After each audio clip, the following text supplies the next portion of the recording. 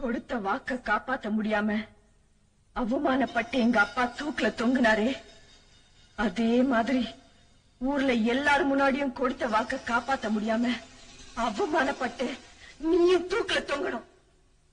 அத பார்த்து நான் சந்தோஷப்படணும்.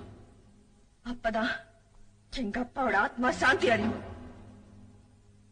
மனசார விரும்பினவ கிடைக்காம நான் எப்படி தவிக்கிறேனோ அதே மாதிரி மனசார விரும்பினவ கிடைக்காம உன் பொண்ணும் அவ வாழ்க்கை பூரா தவிக்கணும்.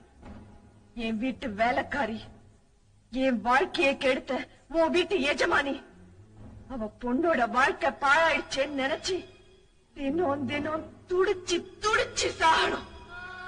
அதுதான் 18 வருஷமா ஒரே அறையில அனுபவிச்ச வனவாசத்துக்கு அப்புறம் இந்த நீலாம்பரிக்கு கிடைக்க போற பட்டாபிஷேகம். நீ அடிக்கடி சொல்லுவியே என் வழி தனி வழின்னு, இந்த நீலாம்பரியோட வழி கூட தனி வழிதான்.